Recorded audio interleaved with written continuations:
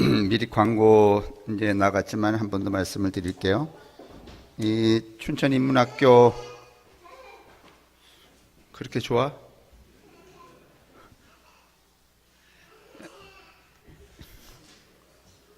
인문학교 진행되는 거 여러분이 잘 알고 계신데 벌써 3년, 4년째 가고 있잖아요.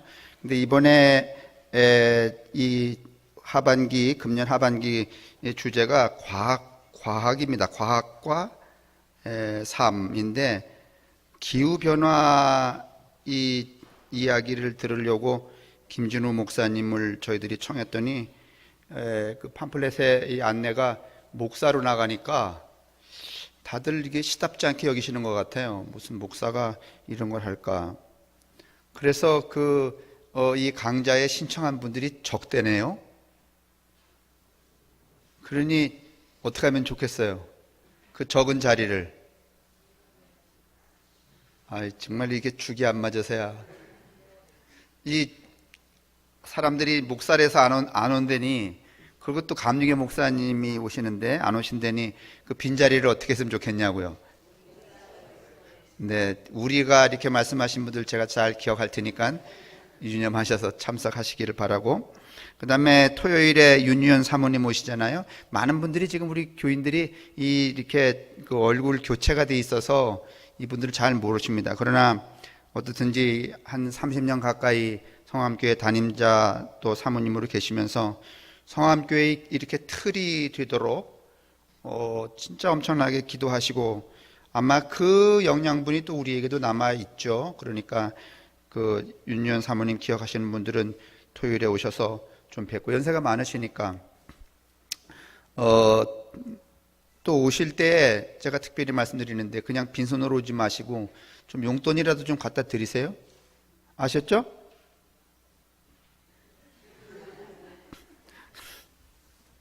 참네.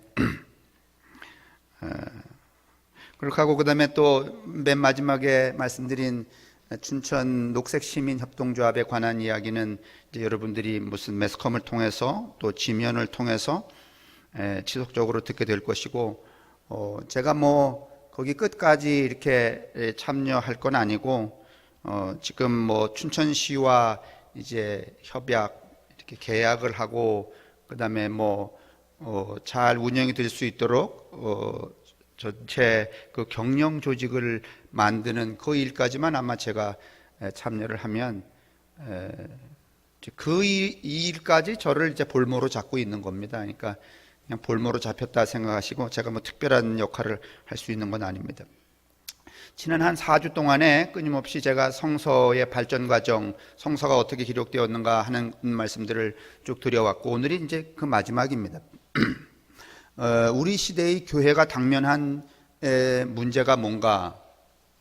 이 성서라고 하는 것은 그냥 아무런 문제가 없는, 뭐 이렇게 아주 좋은 음악이 나오고 그 평안한 무슨 그 어떤 레스토랑에서 무슨 뭐 스테이크를 이렇게 자르면서 또는 뭐 포도주를 마시면서 그 행복하게 안락한 가운데 쓰여진 것이 성서가 아니라고 말씀을 드렸습니다.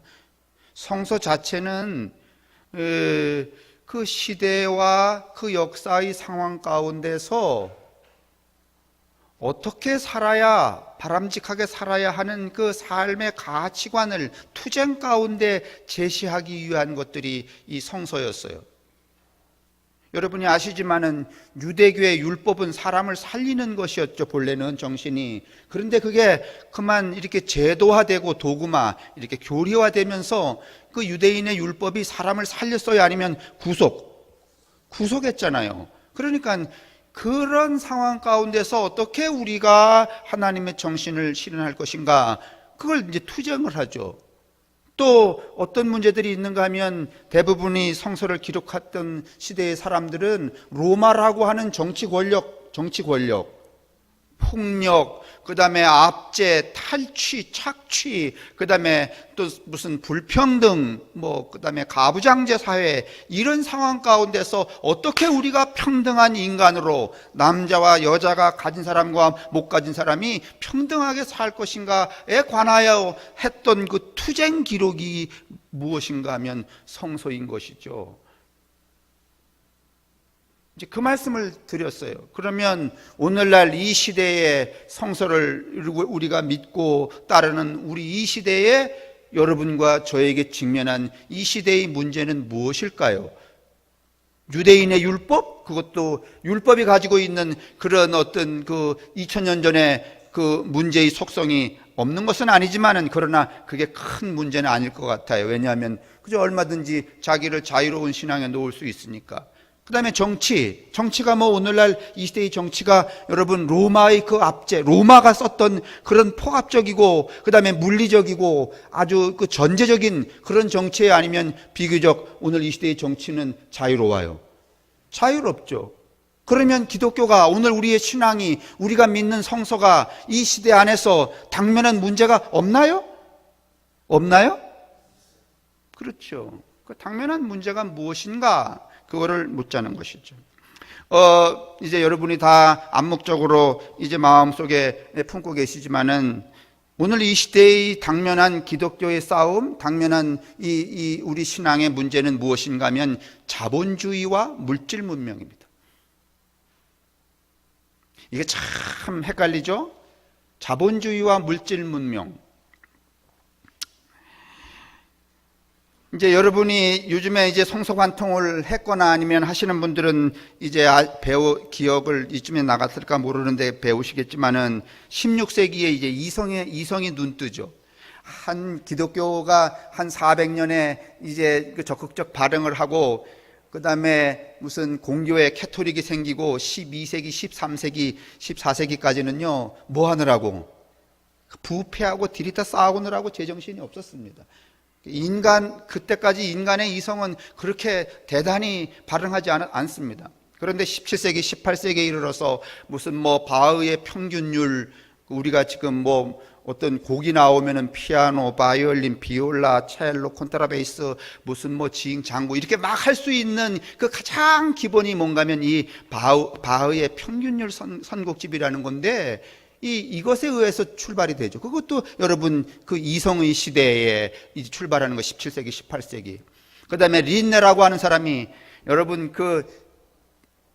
요즘에는 이 휴대폰에 보면은 무슨 꽃인지 무슨 식물인지 이렇게 검색하는 그 앱이 있잖아요.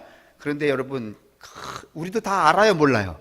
다 몰라요. 그런데 여러분 그 17세기에 16세기 말에 린네라고 하는 사람이 여러분 세상의 모든 식물과 동물에 대한 뭐를 지어요? 이름을 짓습니다. 그래서 그 린네를 뭐라고 말하는가 하면 두 번째 조물주다 이렇게 말해요. 우리는 기억하기도 어려운 건데 이름을 그렇게 다 뭐 성소, 강, 문 뭐 그 7단계에 걸쳐서 그렇게 이름을 짓죠. 그 다음에 무슨 뭐 칸트라든지 흉볼트, 무슨 사드르 뭐 이런 존재들이 나타나서 말이죠. 아주 인간의 이성이 극대화되던 시대가 17세기, 18세기입니다. 이때 당시에 사람들은 뭐라고 말했는가 하면 하나님 없이도 우리가 우리 자신을 뭐 할 수 있다? 구원할 수 있다. 이렇게 믿었던 시대가 바로 이 시대입니다. 그런데 이제 이런 어떤 그 이성이 극대화되니까 그 이성이 극대화되는 것이 불안한 사람들이 있었는데 그들을 뭐라고 말하는가 하면 근본주의자들이다 이렇게 말합니다. 낭만주의. 이렇게 복잡하게 살지 말고 옛날로 돌아가서 그냥 성경에 있는 대로 무리를 걸으면 어떡한다? 그러니까 베드로가 무리를 걸었다. 그러면 이 이성이 발흥했던 사람들은 그 무리를 걸었다는 것이 무슨 뜻이냐 말이지 어떻게 걸었다는 것이냐 얕은 물이냐 깊은 물이냐 걸으려면 어떻게 걸어야 되느냐 뭐 이렇게 복잡하게 따지는데 그렇게 하니까 이게 신앙꼴이 안 될 것 같으니까 무리를 걸었다 그러면 무조건 나도 어떻게 한다? 믿는 거야 아니면 믿습니다 하고 걸어보는 거야. 믿습니다 하고 걸어보다가 빠져서 죽으면 누구 책임이야? 내 책임이야. 뭐가 없는 거니까. 그러면 여러분 이렇게 믿으면 쉽기는 쉬워요, 안 쉬워요? 따져보지 않고. 그래 이제 이 근본주의가 이제 등장하기 시작하는데 이 근본주의와 맞물려서 뭐가 출현되는가 하면 산업혁명이 여러분 18세기 말 19세기에 여러분 산업혁명이 이제 등장을 하죠. 산업혁명이 일어나기 이전까지는 여러분 세상의 모든 사람들이 공평하게 여러분 자본을 소유하는 게 돈을 소유하는 게 아닙니다. 자본주의 이전에는요, 그 봉건 영주, 다시 말하면 춘천을 말하면 춘천에 성주가 있으면은 여러분과 저는 성주 밑에 다 뭐야? 노예죠. 노예가 여러분 돈 가지고 있을 필요가 있어요, 없어요? 없어요. 그냥 주인이 주면 있고 먹여주면 어떡하고? 먹고 죽으나 사나 아침 저녁으로 뭐만 하면 돼? 일만 하면 돼요. 그런데 여러분, 이 산업혁명이 일어나서 공장이 만들어지고 기계가 만들어지고 여러분 제품이 생산되면서부터 여러분 그러려면은 이 노동의 한 영주 밑에서 노동을 하던 사람들이 공장에 가서 일을 하게 되잖아요. 일을 하니까 뭘 받아? 그냥 얻어먹고 일해야 아니면 노동의 품삯을 받아. 품삯을 받죠. 그때부터 뭐가 생기는가 하면 우리 주머니에 제 돈이라는, 자기 돈이라는 게 생겨요. 그랬을 것 같죠? 예? 얼마 되지 않았어요. 우리 주머니에 내 돈 생긴 게. 그전에는요, 내가 열심히 일해도요, 그거 내 돈이 아니면 우리 주인 돈이야. 이 돈이, 주머니에 돈이 생기니까 여러분, 그전에는 교회를 가도 그냥 주인을 따라서 그냥 맨입으로 가면 되는 거예요. 뭐 안 가는 이 태반이겠지만은, 그러나 이 돈이 생기니까 이 돈에 대해서 어떻게 해야 될지를 잘 모르는 거예요. 그래서 생겨난 게 뭔가 하면 소위 이 자본주의 프로테스탄트 윤리라고 하는 게 생겨났어요. 그래서 이제 칼빈이라는 분이 무슨 얘기하는가 하면 이런 선언을 하게 되죠. 다 그것은 네 주머니에 들어오는 그것은 누가 주신 것이다. 하나님이 주신 것이다. 열심히 벌어서 누구가 기뻐하는 일에 써라. 하나님이 기뻐하는 일에 써라. 지금 생각해 보면 그게 아무 말도 아닌 것 같지만은요, 참 노예로 살다가 말이지 자기 주머니에 돈 들어왔는데 어떻게 해야 될지를 모르는 판인데 그런 선언이 딱 나오면 이건 여러분 법과 같은 것이거든요.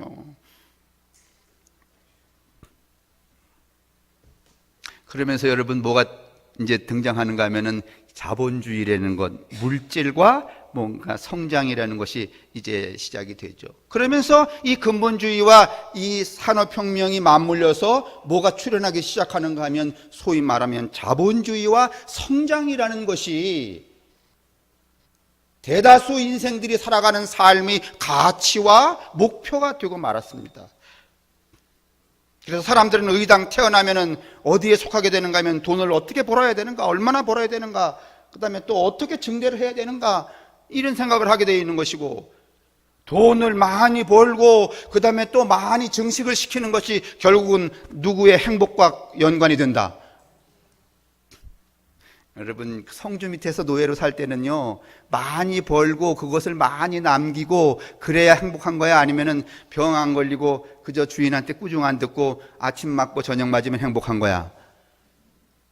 아니, 내 주머니에 내 돈이 안 들어오고 남의 밑에서 노예로 살 때는 그때 하고 내가 돈 벌기 시작할 때 하고 행복의 개념이 달라질까 안 달라질까? 달라지죠. 여러분, 산업혁명 이전에 여러분 이제 사실은 이 극동아시아는 볼세비키 혁명에서부터 출발을 하지만은 이제 그 볼세비키 혁명이 결국은 그 프롤레타리아, 노동자, 농민이 평등한 삶의 구조로 돌아가는 혁명이었잖아요. 뭐 그때 레닌도 등장하고 뭐 이렇게 등장을 하지만은 여러분 어떤 그 큰 그 지주의 노예로 살 때는 그때는 행복이 많이 가져야지, 많이 벌어야지, 많이 써야 행복이지, 많이 있는 게 행복의 조건이야, 이런 생각을 할 필요도 없고 그것이 그들이 살아가는 삶의 가치도 아니었습니다. 그러면 그들이 살아가는 행복은 뭔가 하면은 많이 갖는 행복이 아니면 가난한 행복이야. 그런데 여러분, 이 가난한 행복이 산업혁명과 더불어서 여러분 성장이라고 하는, 부여라고 하는 아주 그 다수가 곧 나의 행복이라고 하는 가치관으로 바뀌어 버리는 겁니다. 오늘날 이 시대에는 여러분 행복 그러면은 이제 그게 고착이 돼 버렸잖아요. 몇백 년 내려오는 동안에 고착이 됐고 그것이 이 사회 가치화 됐기 때문에 오늘 이 시대에 행복 그러면 여러분 낮은 자리에 있어야 행복한 거야? 높은 자리에 가야 행복한 거야? 아예 통속적으로 남의 밑에 있으면 행복한 거야? 아니면 남을 이렇게 지배하면 행복한 거야? 5평에 살면 행복한 거야? 아니면 80평에 살면 행복한 거야? 모닝을 타고 다니면 행복한 거야? 아니면 에쿠스를 타고 다녀야 행복한 거야? 아예 빨리빨리 넝큼넝큼 대답하세요. 무슨 그렇게 꼬리 내려봤자. 한 달에 150만 원을 행복한 거야? 아니면은 700만 원을 벌어야 행복한 거야? 대답 안 하시는 분들한테 물어볼까 그러면 당신 자녀가 어디 가서 취직했어 말이죠. 그러면 150만 원 받았어. 근데 옆집 애가 700만 원 받았어. 그러면은 자기 자식 보고서는 그래 150만 원으로도 행복할 수 있어 이렇게 말해? 아니면 너는 어째 그 모양이냐 이렇게 말해? 그 말은 무슨 말인가 하면 150만 원 으로는 행복할 수 없다는 거예요. 700만 원이 더, 그러면 700만 원 버는 사람 옆에 또 1,500만 원 버는 사람이 있으면 누가 더 행복한 거야? 이게 자본주의와 물질 문명, 곧 성장이라고 하는 이 사회적 패턴이 우리에게 제공한 사회적 가치예요, 여러분. 그 이전에는 여러분, 그게 행복이 아니었습니다. 가난한 행복이었어요. 그런데 지금 우리가 살고 있는 이 시대의 행복은 어떻게 행복이에요? 부유해야 행복이라고 말하는 거예요. 아, 얼마나 행복할까?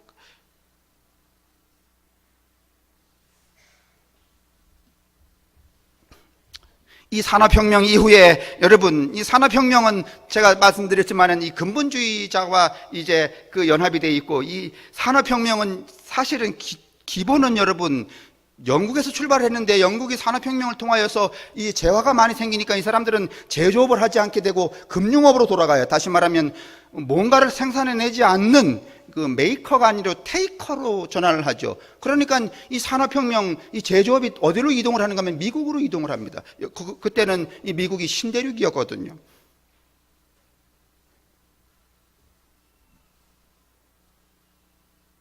결국은 이 성장이라고 하는 것, 문명이라고 하는 것, 행복이라고 하는 것, 이게 인간 삶의 가치가 되어버렸습니다. 성장해야 돼요. 무슨 150만 원 받다가 300만 원 받아야 되고 400만 원 받아야 되고 700만 원 받아야 되고 이래야 뭔가 하면은 행복으로 가는 것이지, 150만 원 받다 140만 원 받으면 이건 행복이 아니라고 생각을 하는 겁니다. 그 다음에 문명도 여러분, 오늘 우리가 뭘 하다가 계단을 올라가다가 조금은 엘리베이터를 놔야지만 이게 성장했군 이렇게 말하는 것이죠. 좋아요. 그걸 행복이라고 합시다. 성장, 그 다음에 문명, 물질 문명, 그걸 행복이라고 말하고 인간 삶의 가치라고 말합시다. 그런데 여러분 지금 보세요. 그 성장과 물질 문명이 오늘 우리에게 행복을 가져왔어요? 아니면 우리를 지금 이제 결국은 생명을 위협하기 시작했어요?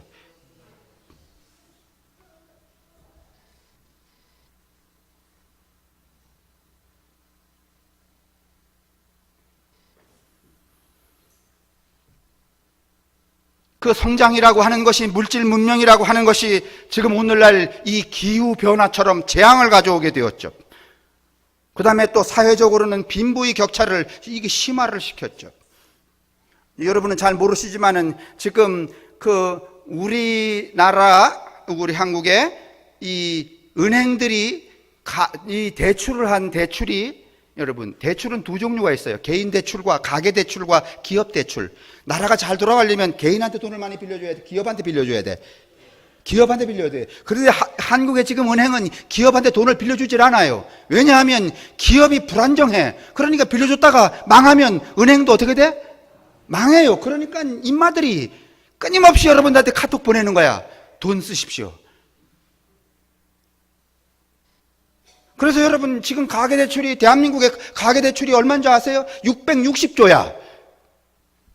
그 660조 중에서 여러분 무슨 대출이 많은가 하면 주택담보대출이 463조야.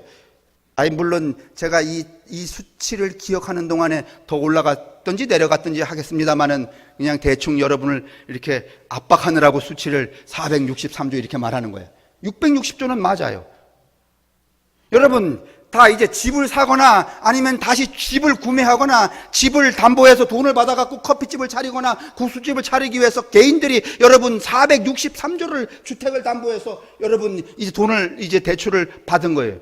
그러니까 당연히 여러분 이 자영업이 늘어날까 안 늘어날까? 늘어나요. 기업이 활성화되어야 되는데 자영업이 늘어나요. 또 하나는 여러분 주택을 담보로 해서 대출을 받아서 또 뭘 사? 또 주택을 사. 그러니까 집이 남아도 집값은 어떻게 돼?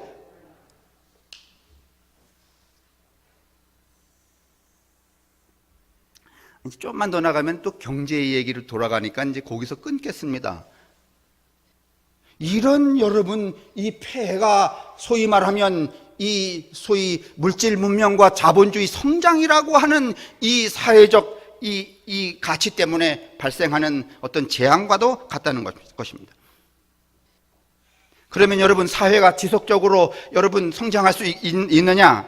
오늘 제가 주보에도 나왔지만 리처드 하인버그라는 사람이 최초로 뭔가 하면 제로 성장 시대라는 이 말을 쓰기 시작합니다. 미국은 이미 1970년부터 여러분 제로 성장 시대였어요. 일본은 언제부터예요?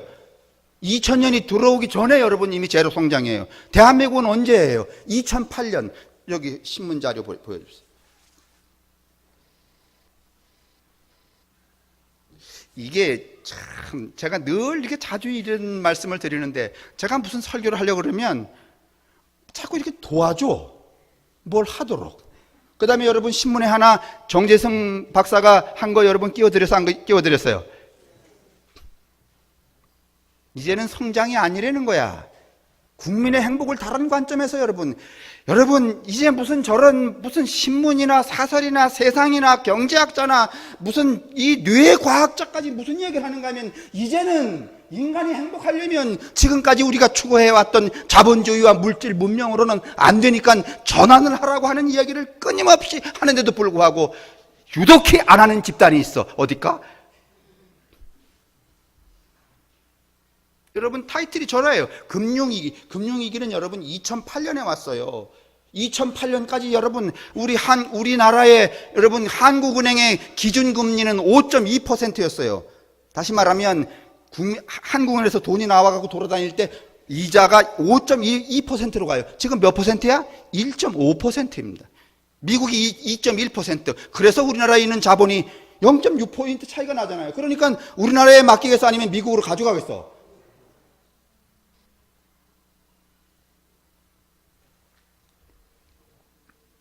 저렇게 돼 있어. 금융위기 탓에 저성장 시대 돌입한 한국, 산업 구조조정 진행 중. 그러니까 뭔가 바꿔야 된다는 거예요, 여러분. 방향성, 가치, 그 체계 자체를 바꿔야 된다는 거예요. 여러분이 지금 주보에 가지고 계신 이 정재승의 이 파일에도 뭔가 하면은 이제 경제 성장 만능에서 국민 행복으로, 이런 타이틀로. 이 사람 여러분 경제학자 아닙니다. 뇌과학자입니다. 아주 젊은.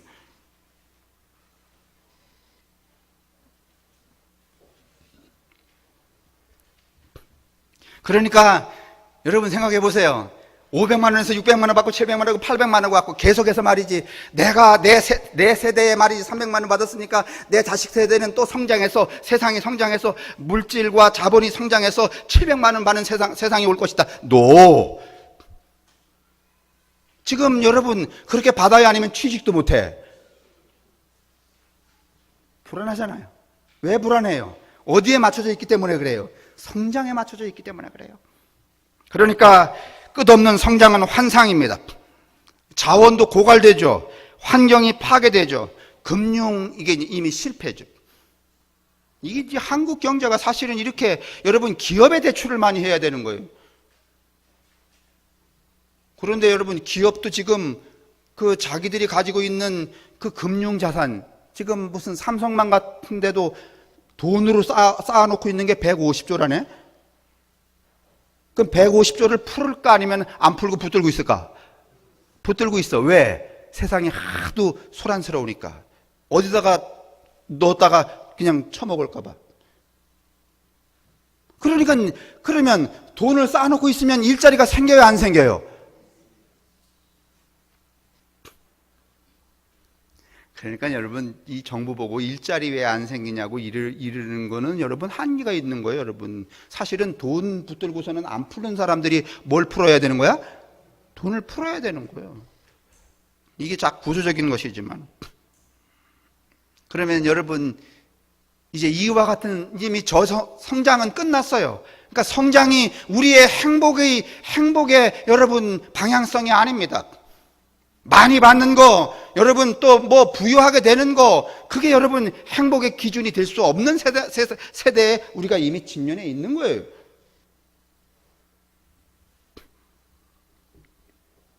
그러면 이제 우리가 할 수 있는 일이 무엇인가 하면은 그 생존 가능성에 이른 세대에 그러면 취직하지 못하는 우리의 자녀들이 어떻게 생존할 수 있는가? 이제 이걸 물어야 돼요. 성장하지 않는데 어떻게 많이 벌어서 행복할 수 있는가? 그러면 두 가지, 하나는 뭔가 하면 공동체성의 회복이고 또 하나는 가치관의 전환이에요. 많이 있어야 행복하다는 생각을 뒤집어야 돼. 그러면 많이 있어야 행복하다는 걸 뒤집으면 뭐가 돼요?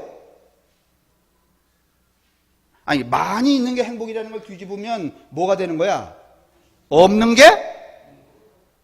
따라서 가난이 행복이다.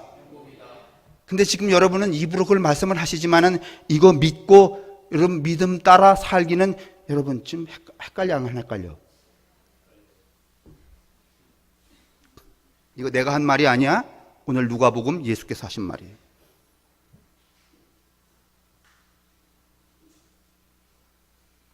지금 우리로서는 많이 가진 것이 행복이라고 믿고 살아왔어요. 교회도 끊임없이 지금까지 한국교회도 1960년 이후에 이걸 복음이라고 팔았어요.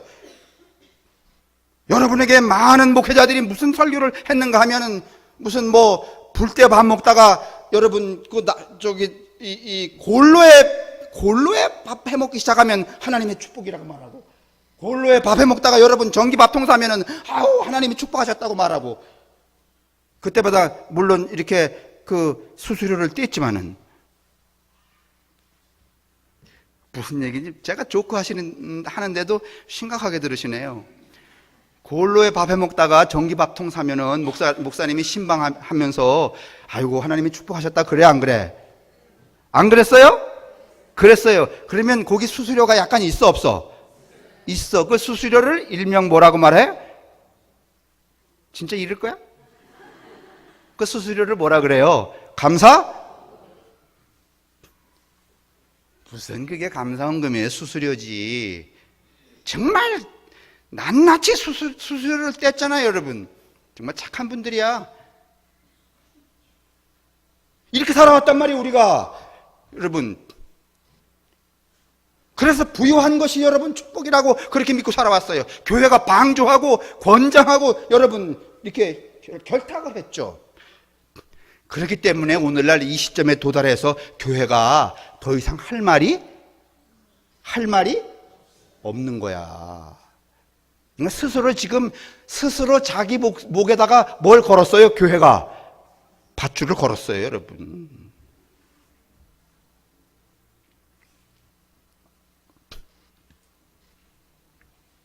그런데 여러분 가만히 보세요. 이 공동체성이라고 하는 것, 초기 예수 운동의 이 집단도 공동체였고 바울의 교회도 공동체였죠. 우리나라도 여러분 초기에 기독교가 들어와서는 공동체였어요. 개인의 여러분 개인의 복을 구하지 않았습니다. 어떻게 하면 독립을 할까? 그래서 예수 믿으면 다 뭐 했어요? 독립운동했잖아요. 목숨을 걸고. 그러다가 산업화를 촉진하면서 뭔가 하면 다 개인주의화가 되어가잖아요. 우리는 그동안 풍요를 하나님의 축복이라고 그렇게 설교하고 그렇게 믿으며 살아왔어요. 그런데 그렇게 살다 보니까 이제 우리의 생존도 믿음도 위기에 닥치고 말았어요. 더 이상 어떤 믿음의 방향성이 상실되고 말았어요. 이제 우리에게 필요한 것은 이 성공신화를 깨부수는 일입니다. 성공해야지만 인간이 되는 것, 성장해야지만 인간이 되는 것, 더 많이 가져야지만 인간이 행복해지는 것, 그게 아니라는 이 사고체계가 붕괴되어야 된다는 말이죠. 그러니까 우리가 무슨 그 정의를 다시 해야 되는가 하면 가난에 대한 정의예요. 본래 여러분 국어사전을 찾으면 가난이란 돈이 없음을 말하는 게 아니에요. 가난은요, 여러분 인간은요 한계가 있어요 없어요? 아니 예를 들면 지진이 나면 부자라고 그 지진을 피할 수 있어요? 태풍이 불어오면 부자라고 여러분 물론 약간의 보호를 받긴 하겠지만은 피할 수 없어요. 우리는 여러분 이게 우리의 생존 자체가 아주 나약하고 허약하기 그지없어요. 여러 가지 장애물을 늘 만나며 살아가요.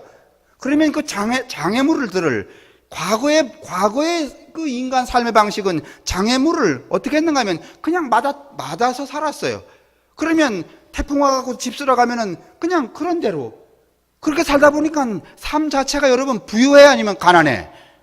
가난해요. 가난이란 여러분 돈이 있고 없음이 아니라 무엇인가 하면 따라서 조건에 순응하며 살아가는 삶의 한 방편. 이거 좀 여러분 주보를 보시면서 보고서는 한 번 더 숙지하시기를 바랍니다. 가난이란 돈이 있다 없다의 문제가 아니라 조건에 순응하며 살아가는 인간 삶의 한 방편이에요. 그래서 근원적으로 인간들은요, 이 자연 앞에, 우주 앞에, 하나님의 법, 이 질서 앞에 뭐 할 수밖에 없어? 가난할 수밖에? 아니, 남의 것을 안 뺏고 그 다음에 남을 누르지 않으면 여러분 부자가 되지 않습니다.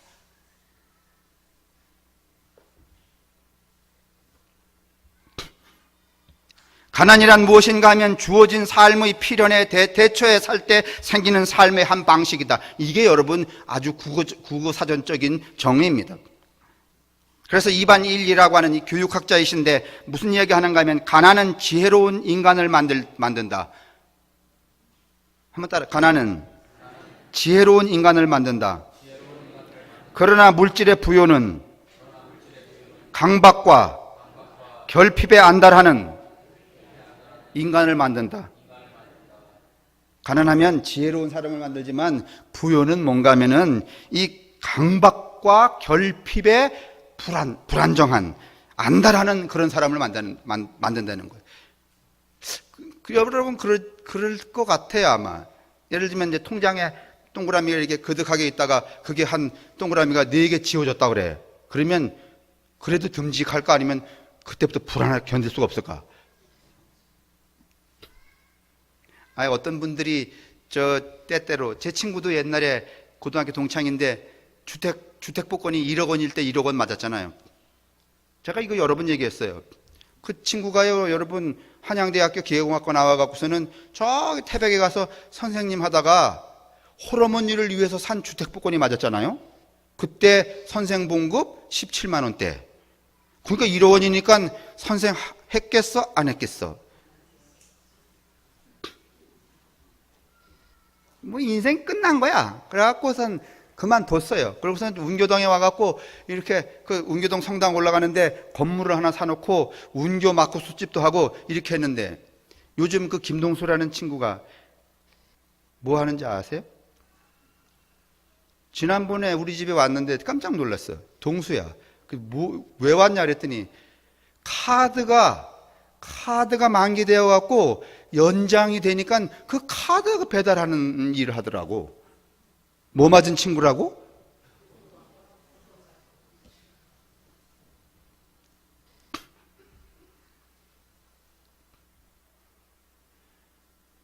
교회도 여러분 이 물질과 권력과 공무에서 지금까지 왔어요. 이 관성을 아직도 못 버려서 기독교에 대한 감리교회는 여전히 싸움박질입니다. 우리는 지금 이 기후재앙이나 무슨 빈부의 격차나 이 물질 문명과 성장이라고 하는 자본주의적 성장이라고 하는 이 방향성을 가지고 살아왔더니 우리는 지금 고통을 받게 되어 있어요. 내년에 얼마나 더울지, 올겨울에 얼마나 추울지 우리는 짐작할 수 없어요.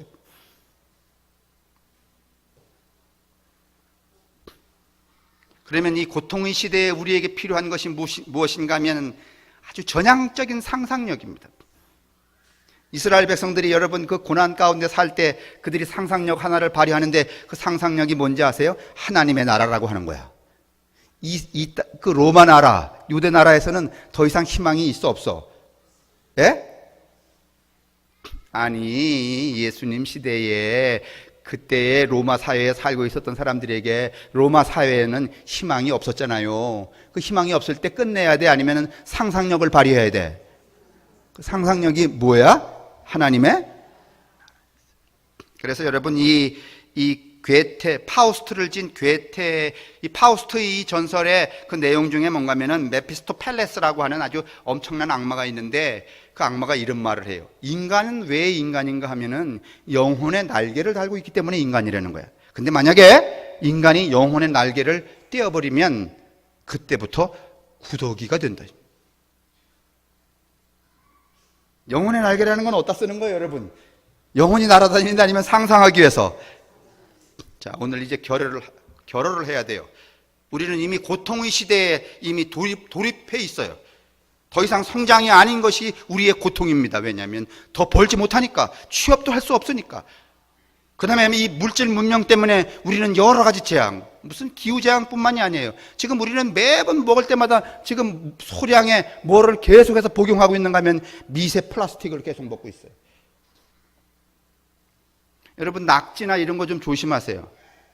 서해안 낙지 갯벌을요 75cm를 팠더니 그 75cm 밑에 여러분에서 나온 이 25cm의 이 작은 공간에서 나온 플라스틱 조각이 모두 24조각이래.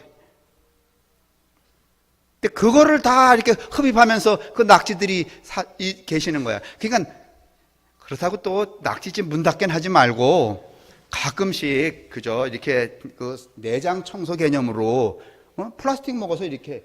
근데 그 노박 이렇게 드시면은 뭔가 하면 우리 몸에 뭘 비축하는 거야? 이 플라스틱 재앙도 여러분 장난이 아닙니다, 여러분. 바다가 지금 다 뭐라는 거야? 플라스틱 천지라는 거 아니겠어요? 우리가 지금 플라스틱 안 쓰는 게 뭐 있어요? 지난번에 서상률 집사님하고 강좌 끝난 다음에 무슨 얘기 하다가 근데 왜 미국 사람들은 그렇게 재활용도 안 하고 그냥 뭐 음식 먹다 남은 거 말이지 뭐 그냥 한 대 쳐박아 해갖고서 내 바다에 갖다가 다 묻어버리는 거야. 내 생각에는 미국 사람들은 지구에 안 살 요량이야. 어디로 가는 거야? 우주 개발하잖아요. 그렇지 않고서야. 그 다음에 그 도쿄 의정서라고 여러분 기후협약 다 하는데 어디만 빠졌어요? 그 무슨 심보야?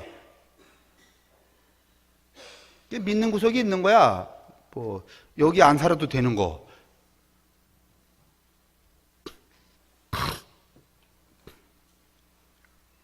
이 파우스트의 메피스토 펠레스라고 하는 이 악마가 이렇게 말해요. 영혼의 날개가 떨어지면 그때부터 구덕이다. 근데 지금 오늘 우리는 상상력을 발휘할 수 있는 영혼의 날개가 우리에게 있어야 아니면 상상력 없이 현재로만 살아. 그러니까 우리는 영혼의 날개를 단 인간이 아니면 구덕이야. 그래서 구덕이라서 그런지 우리가 목숨이 끊어진 시체를 이 자연에 방치하면 5분 이내에 구더기가 10만 마리가 생긴다잖아.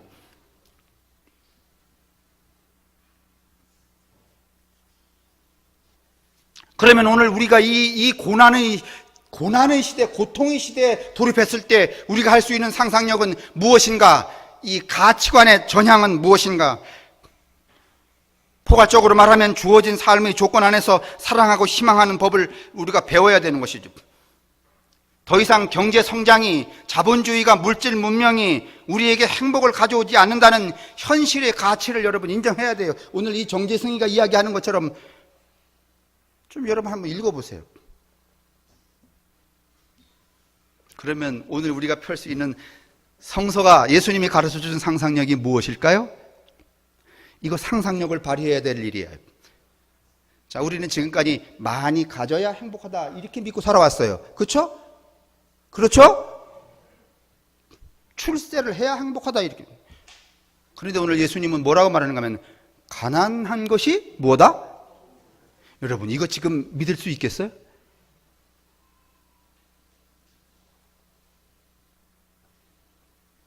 이거 믿으실 수 있겠냐고. 가난한 것이 행복이다.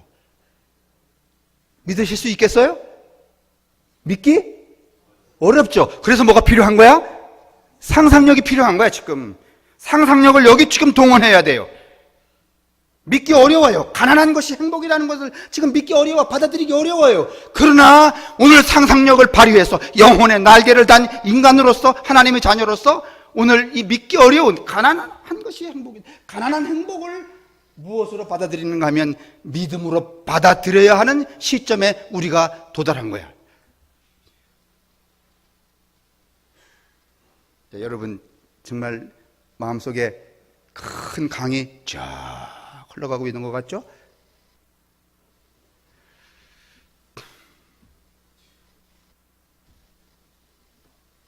가난한 사람이 행복하다.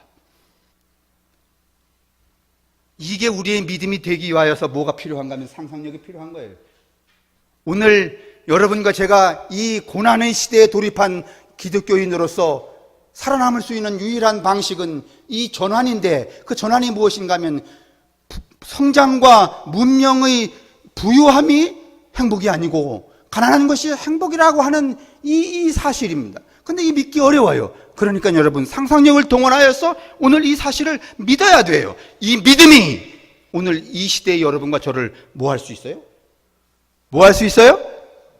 구원할 수 있어요.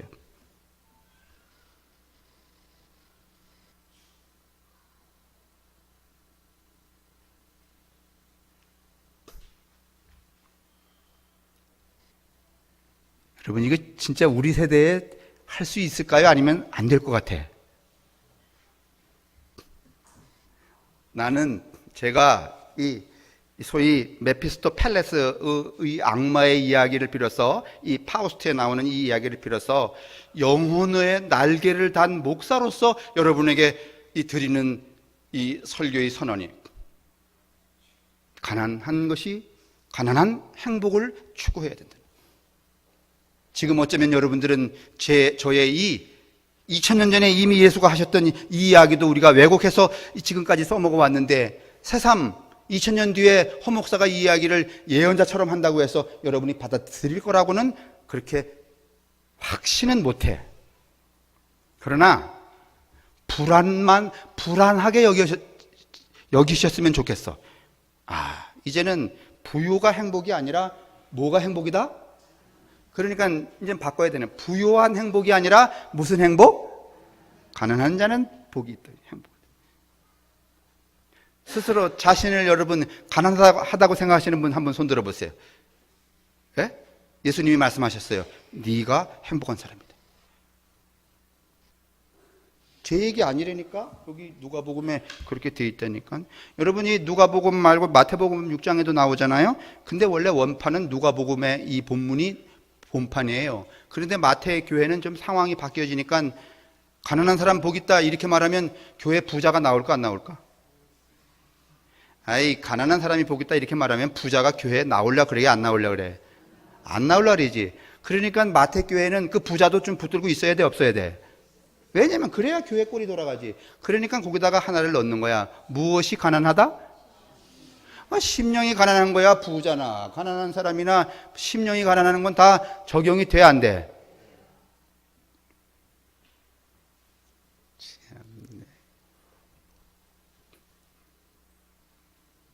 이 시대, 이 기후 재앙과 빈부격차, 다시 말하면 자본주의가 가지고 온 이 폐해가 우리에게 고통으로 직면한 이 시대에 우리의 믿음은 무엇인가? 가난한 행복. 믿기 어려우니까 뭐를 발동하셔야 된다?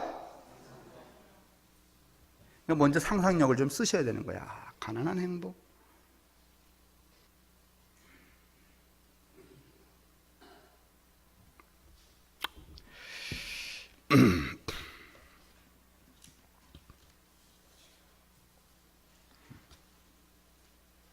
기도하겠습니다.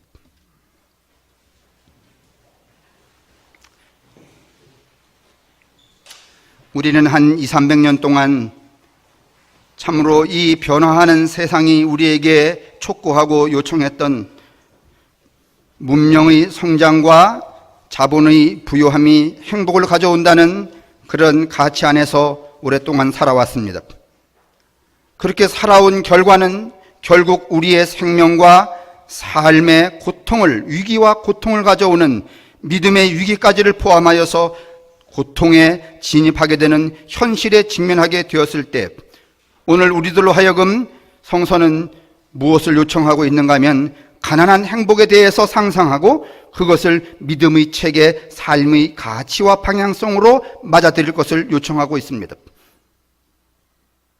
물론 당혹스럽고 금방 되지 않을 일, 믿습니다 하는 것보다 엄청 어려운 일이긴 하지만은, 그러나 당신의 사랑하는 모든 성도들이 오늘 세상을 보는 눈을 열고 우리에게 직면한 삶의 문제에 맞닥뜨려 과연 우리가 믿어야 하고 우리가 추구해야 될 가장 올바른 하나님의 요청이 무엇인가를 잘 탐색하게 도우시고 그 탐색의 결과로 오늘 누가복음에 놓여진 이 예수님의 이 말씀, 가난한 행복에 대한 이 예수님의 말씀을 믿음으로 받는 아름다운 그리고 생명 있는 성도들이 될 수 있도록 축복하여 주옵소서. 성부와 성자와 성령의 인도하심이 우리에게와 우리의 가족들과 우리의 이웃들에게 언제나 함께 하시기를 간절히 축원합니다. 아멘.